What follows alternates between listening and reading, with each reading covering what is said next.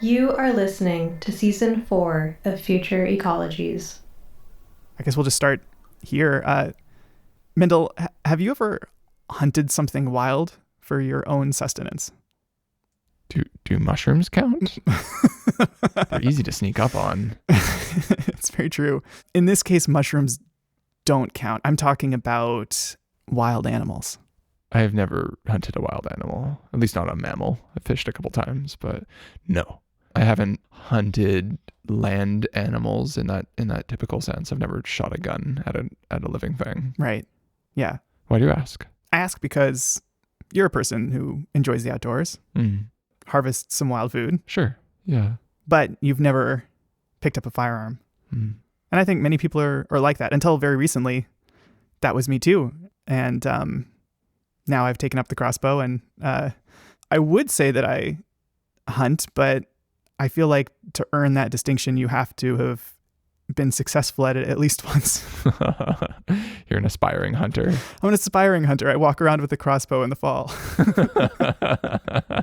So we've established that you are not a hunter. Nope. So how about this? Have you ever heard of the Boone and Crockett Club? No. Okay. What about the Lacey Act? No. Should I have? The Pittman-Robertson Act? No. How about those duck stamps that you can buy that support conservation in the U.S.? That's a thing? That's a thing. I've never seen those. I'm in Canada. I would buy them if I could. So then would it be fair to guess that you haven't heard of the North American model of wildlife conservation? Not at all. The North American model of wildlife conservation. The North American model of wildlife conservation. That's a mouthful. Are we going to say that a lot? We call it the NAM for short? Okay. You haven't heard of the NAM? No. Well, apparently the NAM is all the rage in hunting and wildlife management circles right now. And you're in luck, because I've had a long conversation with one of its key proponents. Sure. My name is Shane Mahoney. Shane literally co-wrote the book on the NAM. I'm the CEO, president of Conservation Visions, based in St. John's, Newfoundland. I'm the former head of wildlife research for the province of Newfoundland and Labrador, founder of the Institute for Biodiversity and Ecosystem Science at Memorial University, and the head of sustainable development and science for the government of Newfoundland and Labrador before forming my own enterprise. It practically goes without saying that Shane, like everybody that I've interviewed for this episode, loves wildlife. I became a lover of animals from the time I could crawl, and I remain to this day. I can't tell you how much time I spend even today looking at ducks in a small lake behind my home. That's so sweet. So clearly this Shane here loves animals. That's true. Loves the outdoors. Absolutely. And supports the North American model. Sure. Whatever that is. What is the North American model? What are we talking about? Well, first of all, the term is relatively new. And the term the North American model refers to the system of policies, laws, and institutions that are shared, really, in a sense, by Canada and the United States, that focus fundamentally on how wildlife is to be conserved in the two countries. The NAM is many things. It's a set of principles for managing wildlife, and it also purports to be a historical account of the development of the conservation movement in the United States and Canada. It's a historic reality in the sense that the institutions that have been created, international treaties, the schools of science, the discipline of wildlife management itself, the state and provincial agencies, the legislation, all of these things, they're real. They're not theoretical. They're not conceptual. They actually exist. So the NAM is a set of principles. It's a historical account. But I think more than anything else, it's a story. It's a story about who is responsible for rescuing wildlife from the brink of annihilation here in North America, and about how they did it. And it's a story that's told by people who care deeply about wildlife. So why did you kick this thing off asking me if I'd hunted anything? What does hunting have to do with this model? That's what we're about to find out. On today's episode, we're going to ask, what is the NAM? Where did it come from? What are its proponents advocating for? And what impact is it having on how we relate to wildlife here in North America? And of course, we're going to speak to some folks who are challenging the NAM and have their own ideas about how people could and should relate to wildlife. But whatever you may think of the NAM, You can't talk about how we manage many wild species that we live with on this continent without engaging with it. So, from Future Ecologies, this is Model Citizens, Part 1. Fair game. Broadcasting from the unceded, shared, and asserted territories of the Penelakut, Hulwitsum, Lalem Sarataneo, and other Hulkaminam-speaking peoples. This is Future Ecologies, exploring the shape of our world through ecology, design, and sound.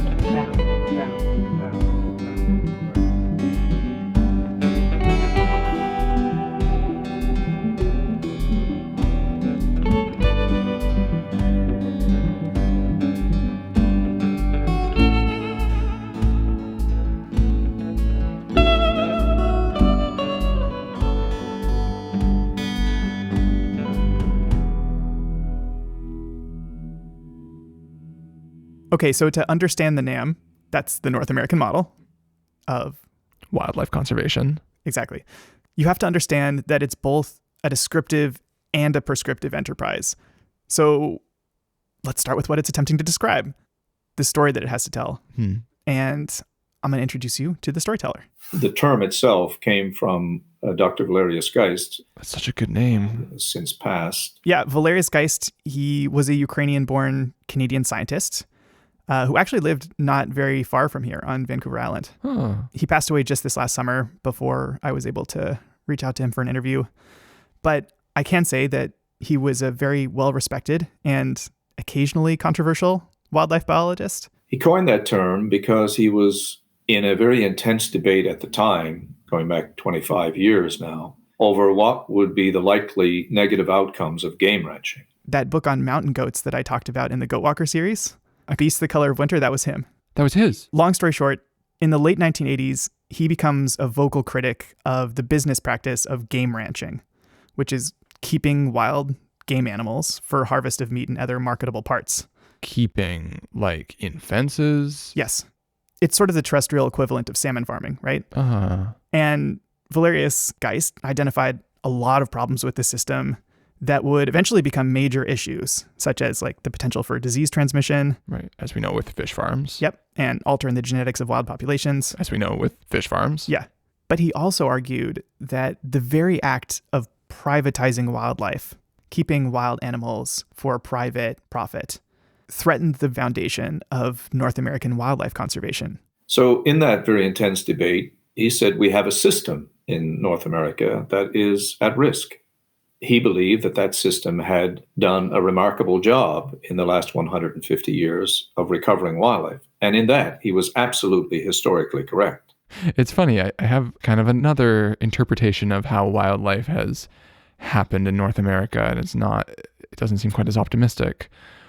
What system is he talking about? How have we recovered so much wildlife? Very few people involved in the conservation movement in Canada and the United States at any level have any real idea of how depleted wildlife was from about 1880 to 1920, for example. They have no idea that almost every species that we see as common today, that we look upon as primarily a food source, for example, such as elk or deer or wild turkeys or waterfowl, things of this nature, that almost all of them would have been on an endangered species list if we'd had it. So many listeners will be familiar with the wide-eyed descriptions of unbelievably large wildlife populations that were made by early European explorers and colonists here in North America. Right. Universally, every single one of them was astounded by the amount of wildlife that they saw. Now, you have to put that up against where they were coming from. If you came from the bowels of London, England, believe me, and you saw the expanses of Canada and the United States and the wildlife and beauty that were here, I mean, it must have been like, reaching another planet, essentially, for people. But what happened, of course, is that there did take hold this idea in the European mind that this was limitless. I want to talk for a minute about this abundance of wildlife that people saw.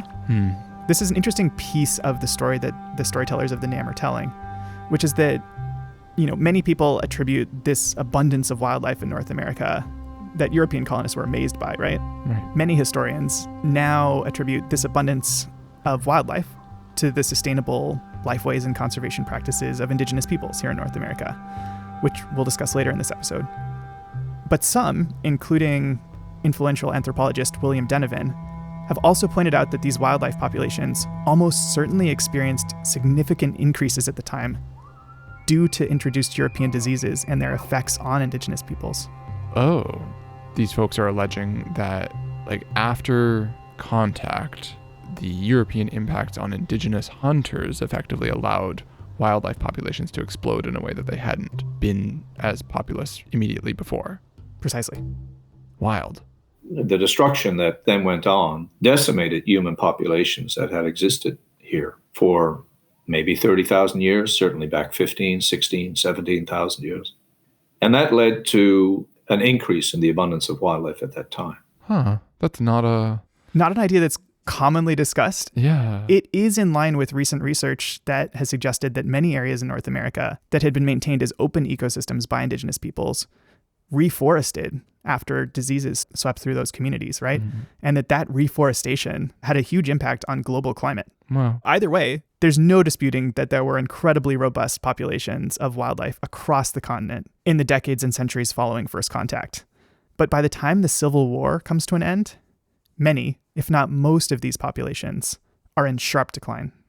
It's hard to believe that it could happen at the scale it did with the speed with which it did. I mean, the passenger pigeon and the bison are two of the best examples. Massive populations of animals, the passenger pigeon being probably the most numerous bird on the planet and probably the most numerous that ever existed, as far as we know. And yet within a period of a few decades, essentially, by virtue of human intervention and also ecological processes, they were eliminated. Famously, there were flocks of passenger pigeons that literally blotted out the light of the sky for hours, I think, as they flew overhead. Yeah. And somehow we managed to hunt them to extinction in not a very long time. Right. So you use the word hunt there. I mean, the causes for most of these declines in hindsight are pretty clear, right? Land conversion and habitat loss were factors. And for the bison, of course, there was a calculated and successful effort to destroy them as a food source for indigenous peoples. Right. It was an intentional campaign of starvation. Yes. Yeah. But in so many cases, Americans and Canadians simply killed and ate too many of these animals at the time. And it's kind of hard for most of us to imagine today, but in essence, anyone with a rifle or a trap could go out into the woods and kill or harvest as many animals as they wanted.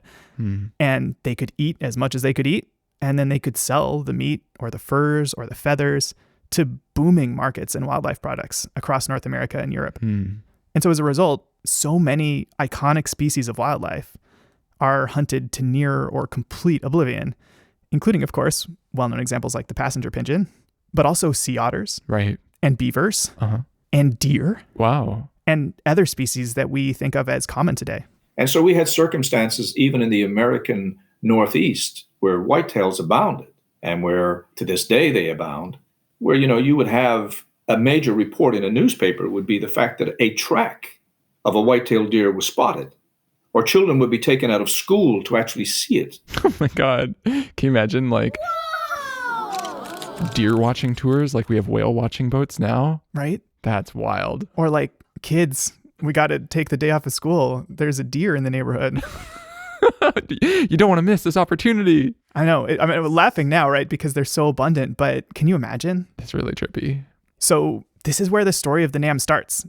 And the entire history of the development of the modern conservation movement and the institutions that have been created to support it in North America, it's too long and complex to tell here today. But the specific story that the NAM is focused on is actually a much smaller piece of this larger story.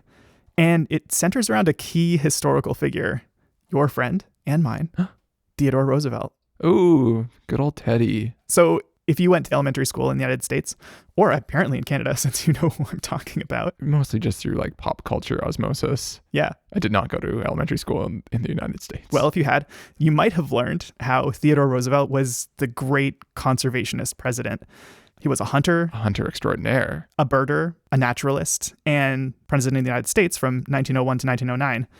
And during that time, he establishes the U.S. Forest Service and presides over a major expansion of federal protected lands, including national parks and national monuments, national forests, bird and game reserves. But in the world of the NAM, his most important contribution happens more than a decade before he becomes president, in 1887, when he founds an organization called the Boone and Crockett Club. Oh, okay. Named after Daniel Boone and Davy Crockett, those guys. who are basically like the mythic and somewhat problematic archetypes of American frontiersmen. Right. So already it's kind of a nostalgic idea. They're hearkening back to an earlier era of like the open American frontier when the manly men of the time could go out and kind of, Put animals on their heads and row down rivers. whatever you're picturing, that's probably what they were thinking too. When Roosevelt called the first meeting in his New York home of the Boone and Crockett Club, wealthy hunters, these were the socialites, these were the wealthy people, and told all those wealthy people, you're here for two reasons. One is, we are going to save wildlife. And the second is, you've done well by this country, so therefore you're going to give something back. So how would they save wildlife? By essentially replacing the unregulated market and subsistence hunting that was happening in North America at the time with a system of regulated hunting based on a kind of Americanized, more egalitarian version of the European ideals of fair chase and sportsmanship. What do you mean by fair chase? What is that? You're probably more familiar with it than you think. The term fair chase is actually a registered trademark of the Boone and Crockett Club. What? Which still exists, by the way. And it basically means that the only ethical way to hunt an animal is if that animal has a reasonable ability to escape the hunter, right? If it has a sporting chance.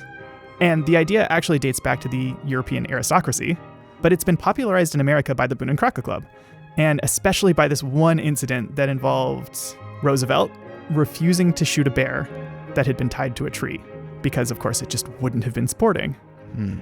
And that's, of course, where Teddy's bear comes from.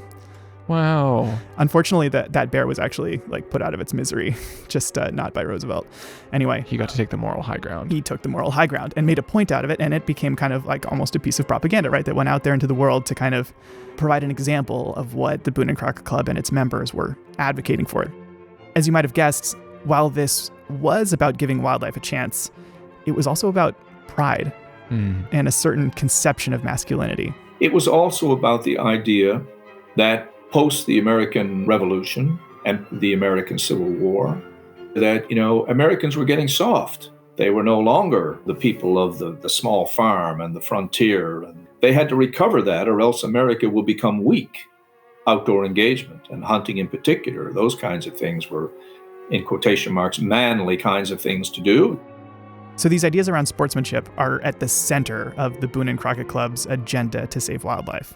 But out of that idea that we would do away with the commercial killing and sale of wildlife, and we would return it to a personal utilization kind of model, that was the core. And out of that, these various systems and institutions and regulations, international agreements, they all came out of this. So wait, you're not allowed to sell hunted meat after this? You can't commodify hunted game? Have you ever bought hunted meat from a supermarket? I guess not. Interesting. Yeah. And that's part of what comes out of this. And just a few examples of the legislation that proponents of the NAM associate with this history. There's the Lacey Act of 1900. Whatever that means. Which prohibits trade in illegal wildlife parts. Okay. The Migratory Bird Treaty Act of 1918, which protects migratory birds between the U.S. and Canada. The Pittman-Robertson Act of 1937, that provides funding to improve wildlife habitat based on an excise tax on firearms and ammunition. So they're using taxation on firearms to protect wildlife. That's right. Interesting. And of course, it was the U.S. Congress that passes all of this legislation. But it was the well-connected members of the Boone and Crockett Club that were directly or indirectly involved in basically transforming their ideas into law. People like Roosevelt, of course, but also like George Bird Grinnell and Gifford Pinchot and William Sherman and Aldo Leopold. I know one of those names. They're all big names in wildlife conservation. I'm showing my whole butt. And they were all members of the Boone and Crockett Club. Wow. And some of them were members of the Bee, which of course we talked about in season 2. The Bee, Ian McTaggart Cowan. That comes a little later. Anyway. We remember the big names. We remember the Roosevelts and the Pinchots and the Grinnells and people of that nature. But of course, there were countless unknowns who were passionate, who played roles that history has not so much recorded. It's an important point that Shane is making here. These folks who are very well known, but who you do not know, and that's totally fair, were important figures in the conservation movement in the US and Canada. But the story that the NAM tells is less concerned with other branches of that movement. Mm. For example, the more protectionist, hands-off approach to conservation that people associate with John Muir and the Sierra Club. Right. But it also doesn't include minorities or women, despite their role in, for example, ending the widespread use of bird feathers in fashion for the sale in hats, right? That was a women's-led movement. Right. Like if you look at the turn of the century, like women's fashion, it's beavers and feathers and wildlife, essentially, right? Like lots of wildlife parts in use. I don't know if you've ever heard the sarcastic retort, like, what am I, a milliner? No. So like you ask somebody a question that they would have no expertise in, and the response is, what am I, a milliner? Because a milliner is a maker of women's hats, and they basically had to be generalists in everything because everything was being stuck onto hats. Oh, I see. Yeah. Really? Yeah. Oh, that's interesting. Yeah. That's interesting.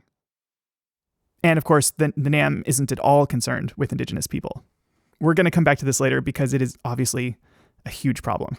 But in the meantime, I want to highlight what might be clear to listeners already, which is that this new conservation movement based on the shift from market and subsistence hunting to a sportsmanship kind of model, it was very successful in contributing to its central aim, which was to recover wildlife populations in North America. Right. We know deer, we have elk, we've got turkeys. Right. They're around. Especially the population of game species.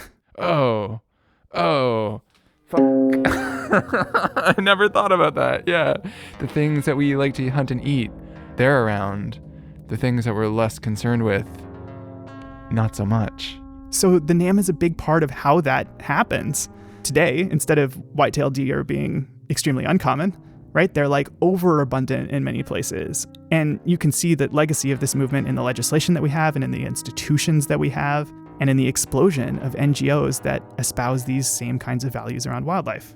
And this was one of the great things that came out of it, the Ducks Unlimiteds of the world, et cetera, et cetera, et cetera. It spurred this kind of frenzy to identify yourself as being a member of an organization or an entity that was fighting for wildlife. And the amount of money that those organizations have collectively raised over a century, let's say now, some of them were born in the 1930s, is just absolutely mind-boggling. We have some top shelf names in this episode. Valerius Geist, Ducks Unlimited. Are you not familiar with Ducks Unlimited? No, I have no idea. Really? Yeah. Oh, okay.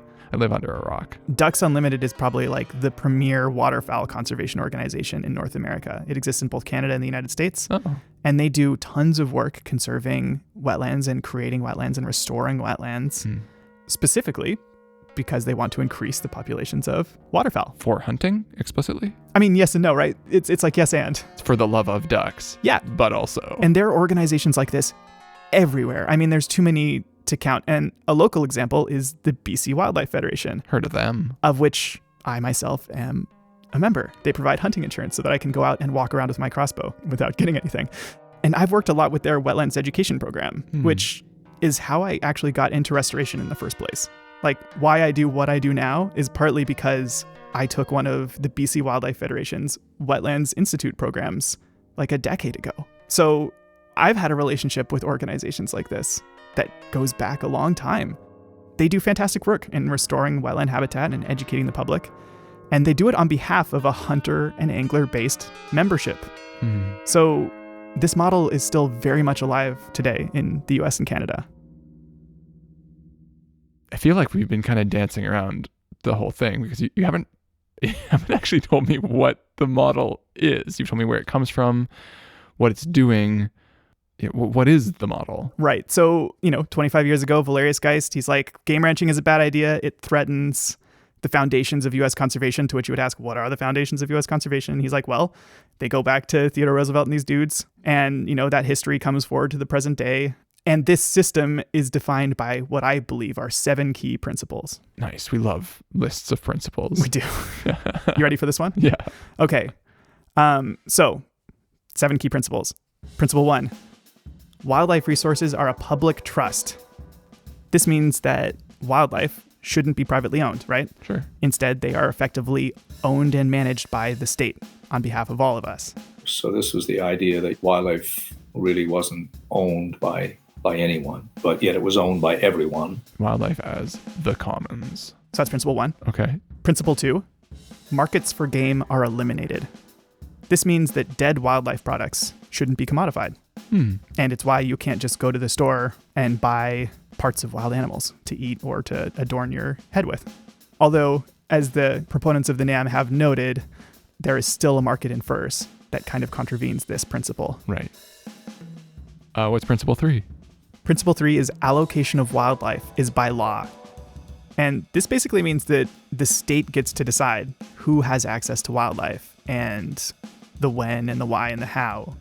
Oh, wait. What? It's publicly held for all of us, but only some of us part of the time. Right. Well, the state decides who and how.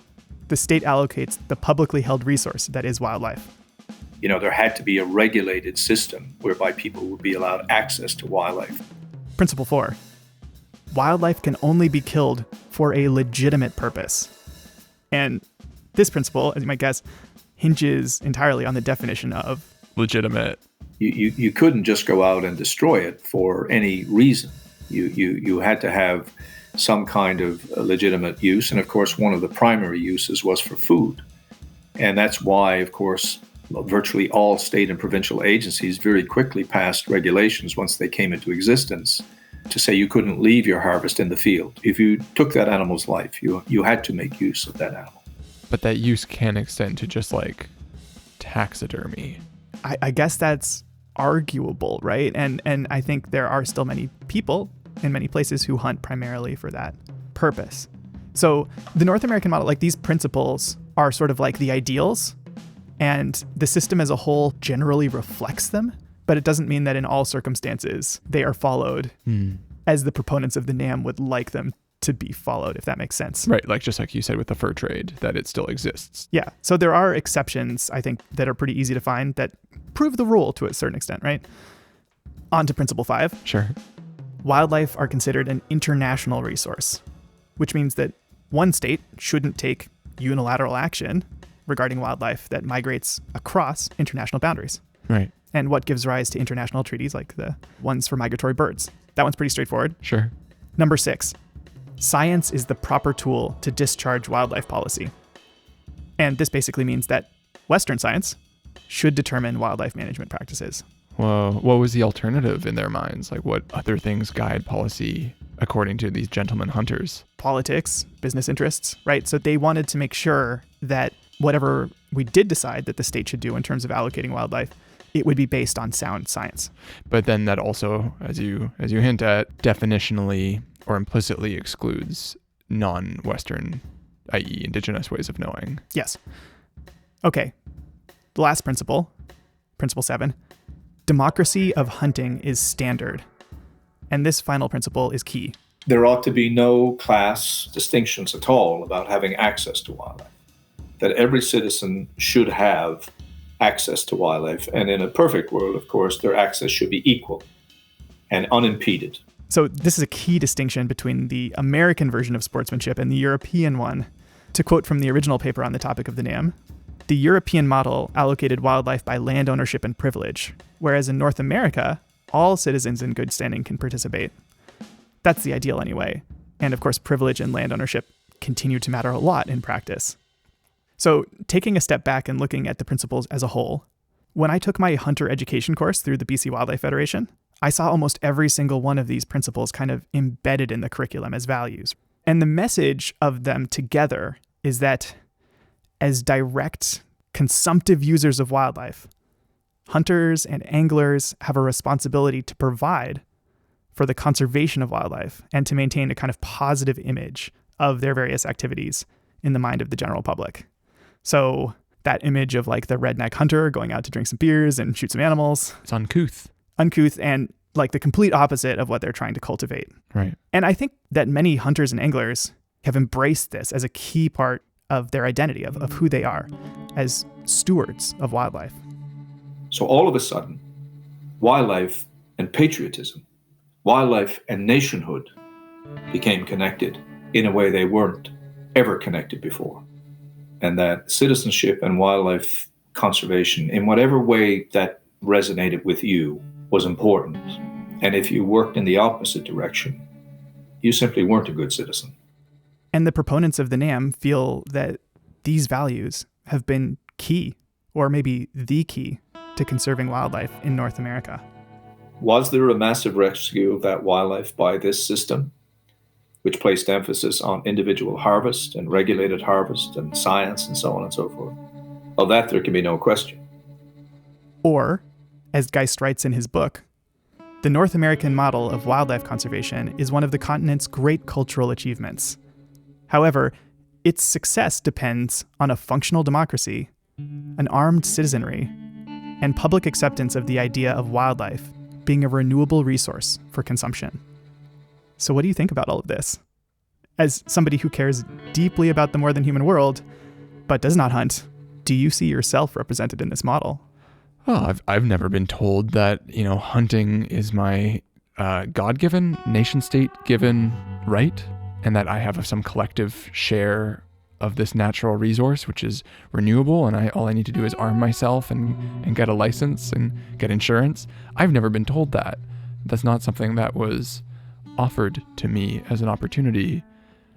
It sounds to me like it is still a very exclusive club of people who really get to involve themselves with this. I think a lot of people would react that way.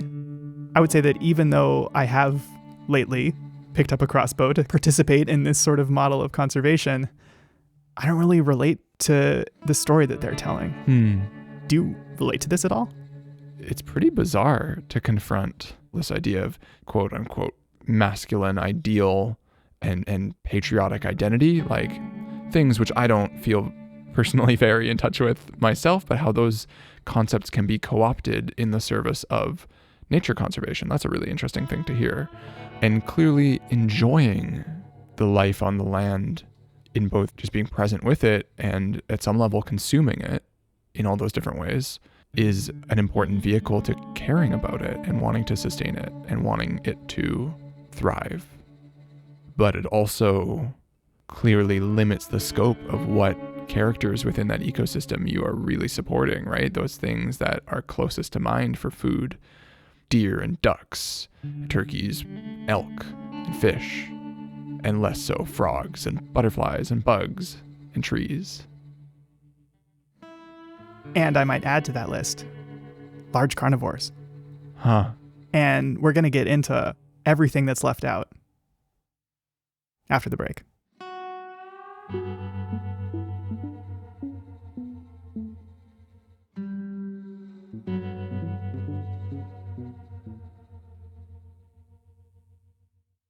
We're back. Hey. I'm Adam. Mendel. And this is Future Ecologies. Today, we're talking about the North American model of wildlife conservation, or the NAM, which purports to describe the principles behind the complex sets of laws and institutions and values that have defined the success of the conservation movement in North America. And now we're going to dig into some of the critiques of the NAM, and we're going to get started by way of illustration. Have you ever encountered a catamount? Not as far as I know. What about a mountain devil? Perhaps a swamp screamer? I mean, a ghost cat? The way you're talking about these things makes me not so upset that I haven't by those names. No. Me neither, to be honest. How about this? What's the difference between a cougar, a panther, a mountain lion, and a puma? I know this. Straight nothing. Trick question. They're all names for the same animal. You want to give the Latin? Puma concolor. That's right. It's listed in the Guinness Book of World Records as the animal with the most common names in the world. And we know that there's over 100. Wait, all those creatures that you just mentioned, that was the same, those were puma. Those are all common names in various parts of the world for the puma. And it's, of course, because of their huge range. They range from southern Canada all the way through North America and through South America all the way to the tip And so it, of course, crosses so many kinds of people and different cultures and languages historically. And of course, each of these cultures had their own name for the species. So there's so many names for them, but it's all one animal. That's so wild. Yeah. And this is Mark Elbrook. In my official capacity, I am the director of the puma or mountain lion or cougar program for Panthera. We've got Valerius Geist, Ducks Unlimited, and Panthera. Yep. This just keeps getting better and better. We have the mission of conserving the world's wild cat species and, more importantly, the habitats in which they live. And I got in touch with Mark because he sent me his book almost exactly 2 years ago. It's called The Cougar Conundrum. It's actually where I heard about the NAM in the first place. This must be the guy to tell us a little more about mountain lions. You got it. For folks who have any experience with house cats, you already know a lot about mountain lions. It's they're much the same in temperament and in behavior, in expression. The big difference being that mountain lions can take down prey that weigh 10 times as much as they do, which is, both scary and inspiring. I'm going to lean more towards scary here. How much does a mountain lion weigh? I don't know. I'd have to look it up. You want me to look it up? Yeah, just to know, what does that mean? What is 10 times a mountain lion? They weigh anywhere between 64 and 220 pounds. Why does it need that much power? I think that's a common reaction. People who are passionate about mountain lions, they either hate them or they love them. Part of the point of this book that Mark wrote is to introduce people to what we actually know about mountain lions and to dispel these kind of myths that persist around them. Mark has been studying mountain lions during a time when new technologies like GPS collars and motion-triggered cameras have enabled scientists to learn a lot more about them than we previously knew. And it's really changed how we perceive the animal more broadly as we delve in with new tools to uncover what was previously the secret lives of mountain lions. Tell me more. What secrets has this revealed? Well, for one, Mark would describe mountain lions as non-aggressive, right? As very cautious, and for good reason. They are absolutely ruled by caution. They're one of the most cautious animals I've ever experienced or worked with. Over most of their range, they're not the top carnivore. They're what we would call subordinate to other species. And it could be wolves, it could be brown bears, it could be black bears, it could be jaguars. And I think that's really played into their personality, that they would always prefer an escape than a confrontation. This caution might explain why neither you nor I have ever seen one. This is the whole thing with mountain lions, right? For an animal with a range that was essentially almost the entirety of both North and South America, they've been relentlessly hunted across this area for centuries, due in large part to the risks that they pose not to us, but to our livestock. And they were basically entirely wiped out in Central and Eastern North America. In the West, they've fared much better, although their numbers are certainly reduced today compared to pre-industrial times. And although the days of mountain lion bounties are gone, at least in most places, many animals are still killed when they come into conflict with us or with our livestock. For example, Mark studies mountain lions on the Olympic Peninsula in Washington state. And here, the leading cause of death for the mountain lions that we're following is legal state removal after a depredation occurs. Folks have a couple of goats or a couple of alpacas or some sheep, maybe 20. And maybe these animals are kept in the backyard, which backs onto some forested land. But what happens occasionally when you live in a place like this and you have animals like that is a mountain lion comes in and takes advantage of an easy to obtain meal, especially if the defenses for these animals is minimal. And so the owner, many of them call the state agency, the wildlife agency, and say, hey, a mountain lion just came in and killed my goat. And so the state generally comes and then they make a decision with the landowner, but they can also make the decision on their own to remove the mountain lion. And in general, that's the only option. It's a lethal removal. And that means hunting it down and killing it. And this is not uncommon across the remaining range of the mountain lion. They'll attack some livestock, and then the retribution is going to be swift and final. And just by way of example, Mark and I had to reschedule our interview several times because he was dealing with a situation just like this. In this particular case, this week was a little bit crazy because it was like a soap opera of what happened and led to the various cats being killed. To make a long story short, a local landowner spotted a female mountain lion with 2 cubs next to their chicken coop. In this case, the chickens were actually really well defended. They were in a solid coop. So the chickens were safe. They killed the cat anyway. It orphaned 2 kittens. These kittens then ended up killing alpacas this week on another property, and the state removed them. But why it was a curious case was that the property that they killed these alpacas on had 2 other depredation incidents just in the last 3, maybe 4 months. And so they'd already removed cats on this single property because the livestock owner was refusing to take actions to defend their livestock. They just said it was too much work. They didn't want to put them in at night, put them in an enclosure, have a roof over them. They just let them wander through this timbered property adjacent a huge chunk of woods. Yeah, I mean, why would you bother when you can just call the state and have them shoot your cats? And I'm absolutely supportive of removing an animal that is an endangering livestock or making people feel unsafe or threat to human populations. I mean, that's all fine with me. What I am not fine with is when owners of livestock take absolutely no responsibility for them and assume that the only solution is after the fact, that when they're killed, that they can just remove a cat from the environment. This is a story that plays out in many places where our lives intersect with the lives of large predators. In this case, it's exacerbated by the perverse incentives that you just mentioned, that how can it be cheaper for the livestock owners to get the state to remove all of these animals than it is for them to just protect their livestock? There is money available to call the state agency. Public money will pay for the gas for that warden, their time to come to the house, pay for a hound handler to come in, chase that cat, pay for the time to shoot that cat, the bullets in the rifle, all the material, and yet there's no public money to help that very same community member build a fence. Yeah, granted, that's a bad incentive. But let's bring this back to the North American model. How are these things connected? Well, let's acknowledge first that NAM or no NAM, there has always been some conflict between human beings and large predators. And of course, both Mark and Shane agree that there are sometimes difficult choices to be made when conflicts do arise. Who should dictate the level of risk that society is willing to assume? There will always probably be a little bit of conflict. But if we were to change as a culture to accommodate living with these large carnivores, including mountain lions, we could reduce the risks of that conflict so much that we barely even think about it.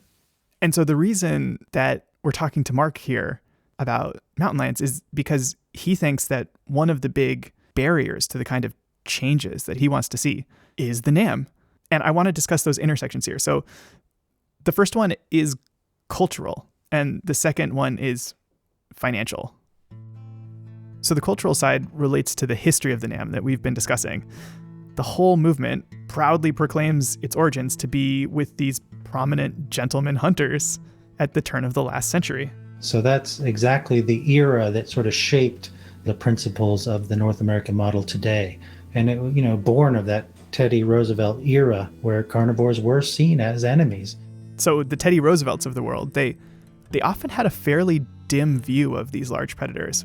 In his own words, Roosevelt described mountain lions, somewhat paradoxically, as, quote, very cowardly and yet bloodthirsty and ferocious. That's a classic war enemy propaganda, right? Like both conniving and evil and like slimy and not deserving of life. Yeah, absolutely. And part of the reason for that is that at the time, these hunters felt that large predators were competing for their game, which was scarce. And this enters the fray at the same time that this idea of Leopold's and others of wildlife management starts to surface, the idea that we can manage, we can manipulate, we can be deliberate in where we want populations to go. But we also went through a period of vast ignorance with regard to the role of carnivores. We had really no idea. This is before it was widely understood how critical large predators are to the health of ecosystems. Without these large carnivores that really connect things and ensure that energy and nutrients are really moving in as many ways as possible and across as diverse set of pathways as possible, you're going to see that system become just like an empty shell. It looks beautiful, but it is not the system that can support resilience and health over the long term. What Mark is saying here feels kind of like common knowledge to us now, right? But at the time, 100 years ago, they just didn't know this stuff. And even though we kind of understand this now, that understanding has been slow to filter into policy and practice. But, it took us so long to understand that these carnivores played a role. And they were neither villains nor competitors. They were the most like us. They were out there chasing, pursuing, capturing, and killing other living things and consuming them. So while the model has had huge benefits for game species, the results have been more mixed for large predators. The NAM has benefited them. Significant areas of habitat for large predators have been protected as a byproduct of protecting land for game species. And they have more prey available to them. Sure. But the negative attitudes towards these large predators have persisted in both our cultural values and in our policy. Mark says that large predators are still treated like a threat to the game animals that the NAM was created to recover, and also to the domestic livestock that our society tends to value in kind of the same way that we value wild game species. The actual model itself emphasizes the need to have abundant game populations over a priority for healthy ecosystems.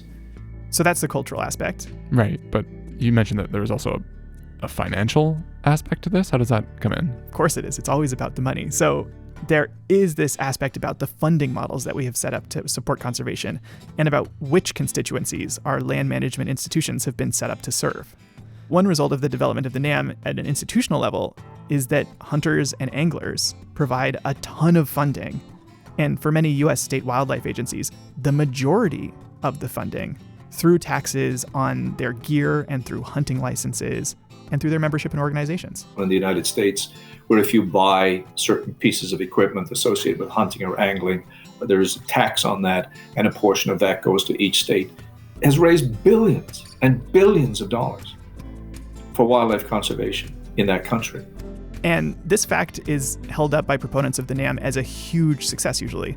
It's true that hunters and anglers bear a disproportionate amount of the burden for funding these institutions. Just for example, sports hunters made up only about 6% of the population of the United States in 2011, according to the U.S. Fish and Wildlife Service.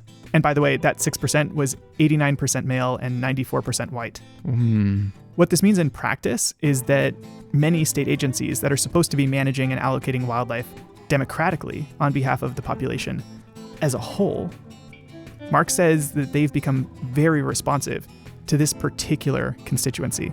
And of course, it also directs the money. So it blocks money from going to certain conservation initiatives or certain priorities for species, and it redirects it to very specific agendas and objectives that, of course, support that larger North American model. By the way, Shane is quite aware that this is an issue. They didn't tax backpacks. They didn't tax hiking shoes. They taxed those people, the hunters and the anglers, eventually hunters first. And so all of a sudden that money went primarily into game species. It wasn't that the hunters demanded that, by the way. The ammunition manufacturers and so on and so forth demanded that, because the people who were using their products were the hunters and anglers, and therefore they wanted their money spent on hunting and angling. So there's some path dependency here. We started taxing hunters and anglers, and so the institutions that we've created have sort of turned around to try to benefit hunters and anglers, which creates really weird situations sometimes. For example, there's a relatively small group of sports hunters who specialize in using hounds to chase down and hunt mountain lions. And Mark says that state agencies are, so receptive to hunters in general that it's these folks who hunt mountain lions who are the most effective advocates for them within this system. Weird. That's a little surprising at first, but it's also just a mirror for what the North American model was doing before, right? Like there's this thing that we like to kill. Let's have more of it, please. And let's advocate for that. So it feels kind of perverse, but it makes sense that the folks who are hunting these predators are also the ones saying that, hey, we want to make our game here as sustainable as we possibly can.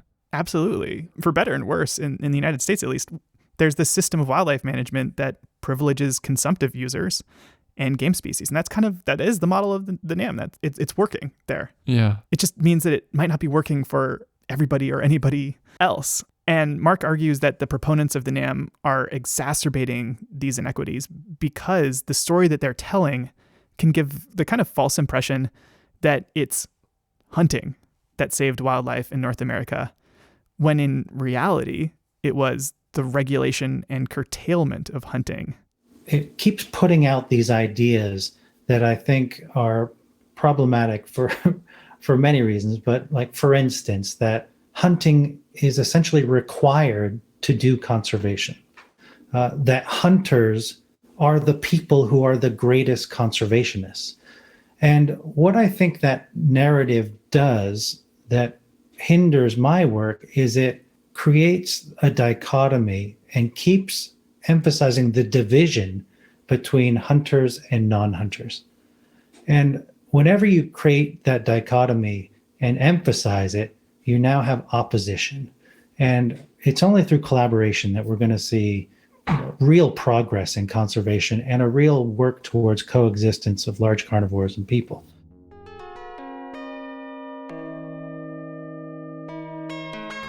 So how do we dissolve that dichotomy? That's the question. And, Mark isn't the only person that thinks this, right? Shane is also very sensitive to these critiques of the model. He very much wants to see a greater diversity of people contributing financially to conservation and also getting a seat at the sort of table of wildlife management, right? He acknowledges that hunters are only part of the picture. Mm-hmm. So as always, it's a little bit complicated. You could argue that Valeris Geist and Shane Mahoney and the other proponents of the NAM, if you read their work, it has this kind of triumphal narrative around hunters and anglers and consumptive users that I think can be alienating to other constituencies. At the same time, you sit down and talk to Shane in person, it's a different story. He's looking at the global scale.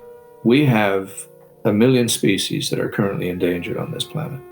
And right now, at least, we don't have nearly enough money to deal with it.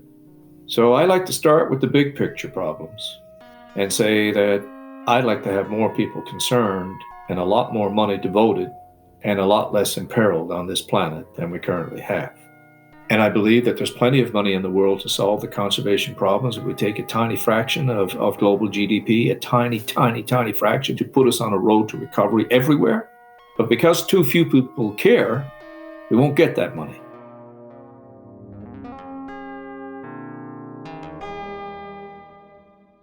Here's the paradox of what Shane is saying, right? Well, I think that part of the danger of a model of conservation that celebrates consumptive users above other people that like to engage with the more than human world is that there just aren't enough consumptive users to support all of those needs of all of those different species during this biodiversity crisis that we're in. Even in the most rural areas, consumptive users are almost never a majority of the population. Meanwhile, more and more people are getting into non-consumptive outdoor activities like hiking and photography and bird watching, right? Tax the binoculars. Well, that's just the point. Tax the hiking boots. There have been attempts in the United States to tax outdoor gear in the same way that firearms are taxed to support conservation. But so far, the corporations that make these products have been effective in basically torpedoing these efforts. So it hasn't happened yet, but there is public support for legislation like this, and we might see it happen in our lifetimes. But even if that happens, it might help shore up the NAM financially, maybe even shift policy within state agencies, right? It might solve some of these problems if more people are contributing.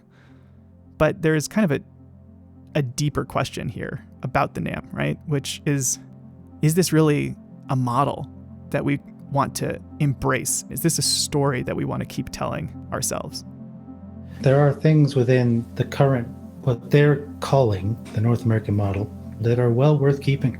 that wildlife are publicly owned in the sense that, everybody's invested. But there are other parts of it that just should be thrown out completely or altered. And for me, what I would hope a new approach would emphasize would be that the priority is habitat or ecosystem health and biodiversity. It is not abundant game populations. It is a focus on healthy, integrated human wildlife communities.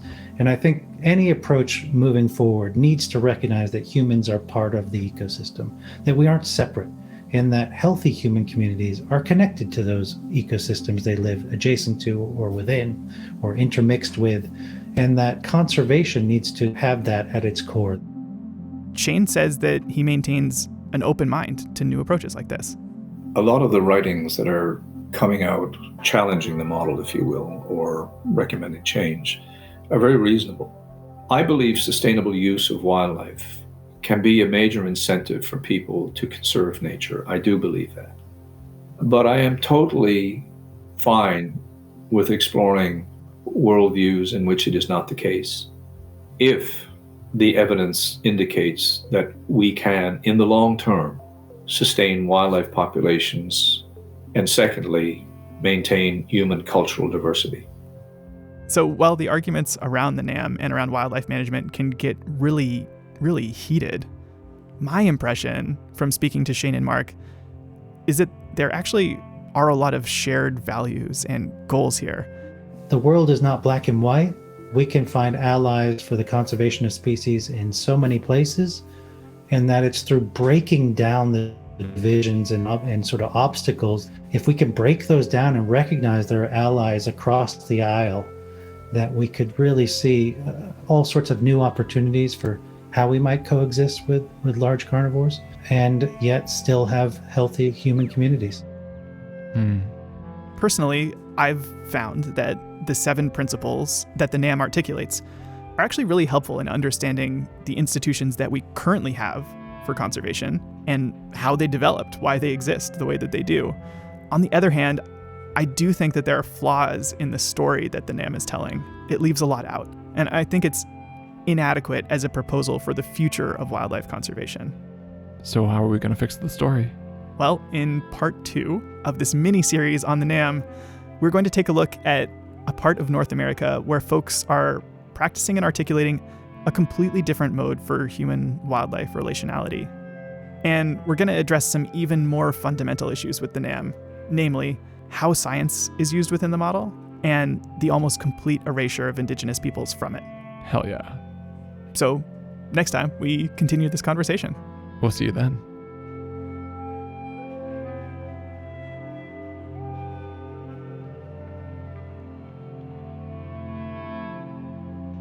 Future Ecologies is an independent production made possible by our supporters on Patreon.